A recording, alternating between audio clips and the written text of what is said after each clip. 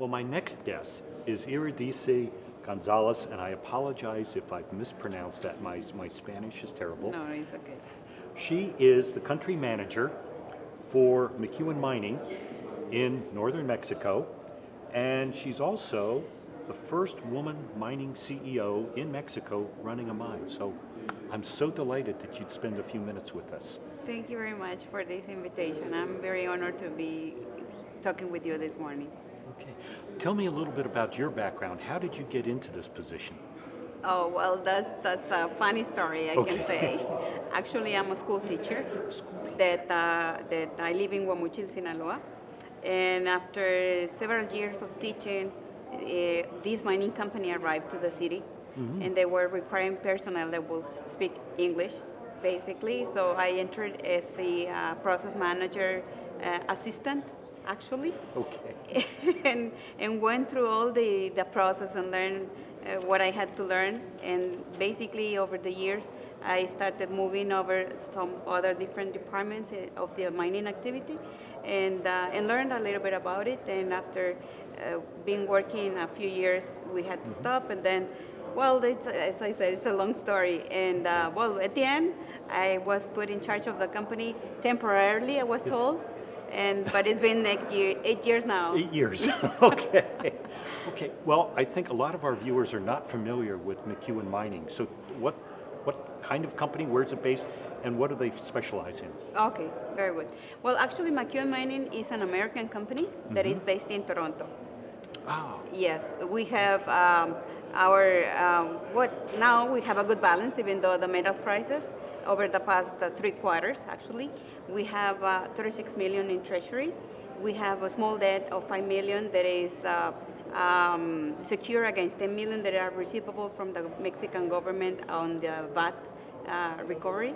And we have two operating mines, one that is located in San Jose mine, actually in Argentina.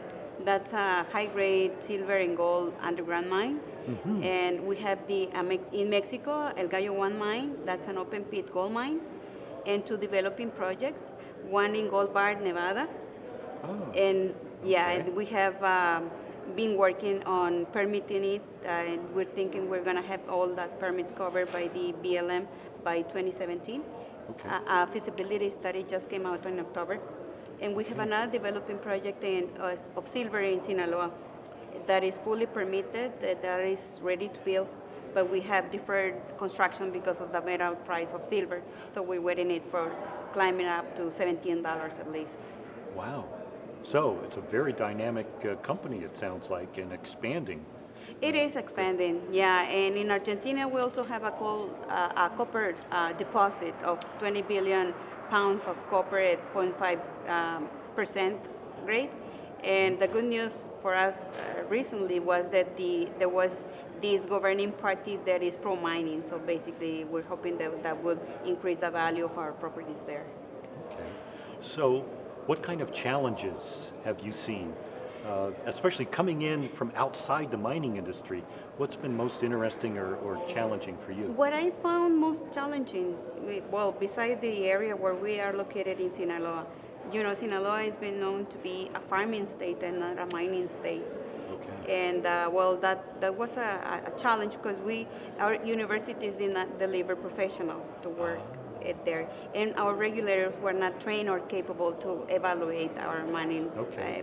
permits. No, so that was one huge challenge, and the other one, of course, well, security in Mhm. the area. It's known to be an area of confrontation of another type of industry.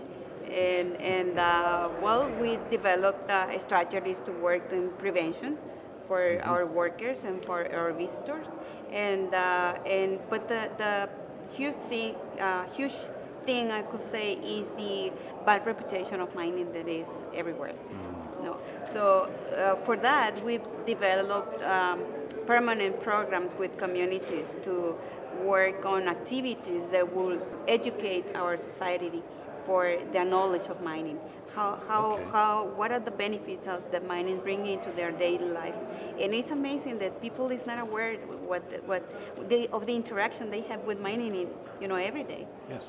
Well, it's interesting you say that, and we're here in Tucson, where Arizona's been the #1 copper producer in the U.S. for this past century, and yet we have some incredible debates going over new mines being proposed, and a lot of the same concerns. And yet you would think that a community that is so heavily focused around mining would have a better understanding. Yeah, what I found, I could say, sadly, is that the industry has focused on their strengths only in the production, in operating what we have, no, in our projects.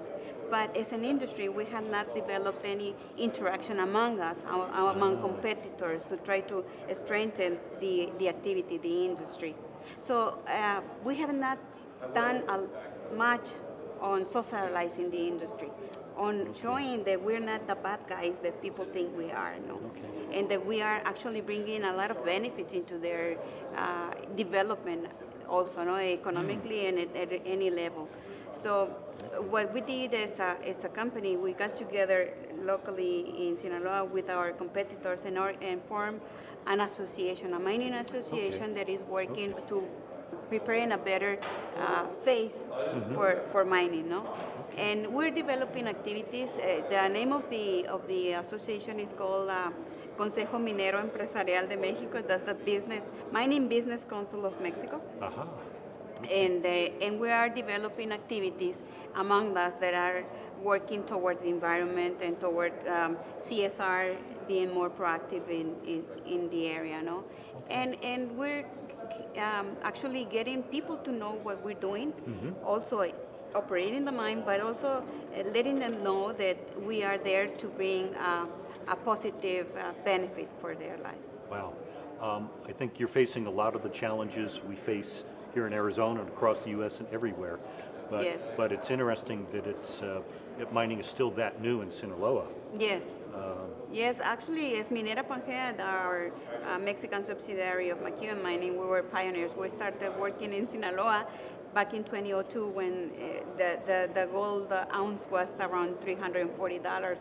No, so it was kind of cute, quite a challenge to get our regulators to understand what we were doing there. And basically, what we did is we walked them through the whole stages of mining and to make them understand and be able to have a better idea of what was it about, and also try to lower the over-regulation that we were suffering at that time because of the lack of the knowledge of the industry. Okay. You're here in Arizona for the SME conference. Are you seeing opportunities for partnering or buying services from Arizona companies, or sending students to the university here, or I think there is a huge area of opportunity for both sides, for sure, and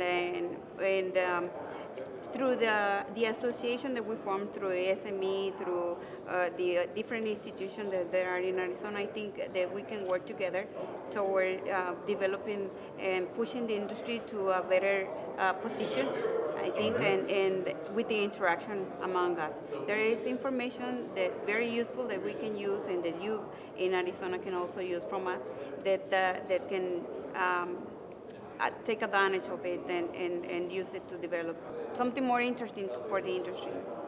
And I think I'm seeing a lot more interactions across the border in recent years here in the industry, and a lot more interactions, but the news media, the public isn't really aware of how much we work across the border, particularly in mining and the service industry to support mining.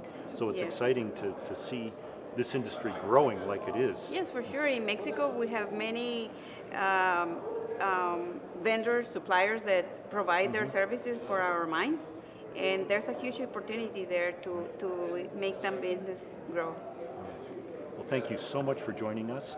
Congratulations in your career and taking this on. It's an incredible challenge to come out of it without being a geologist or a mining engineer and move into the role you're playing. But you're an incredible, articulate spokesperson for the industry and for your company. So thank you very much for being with us. Thank you very much. I'm very honored to be here with you. Thanks. Underwriters of the Arizona Mining Review include Mining Foundation of the Southwest, a nonprofit organization based in Tucson, Arizona, working to educate the public about mineral resources and the mineral extraction and processing industries. Amigos, Southwest Buyer's Guide. For almost 40 years, Amigos has worked to provide a better business environment for mining. Pioneer Equipment Incorporated, serving the equipment needs of the mining industry since 1959. And Copper State Bolt and Nut Company, in business since 1972 with 21 branches to serve you.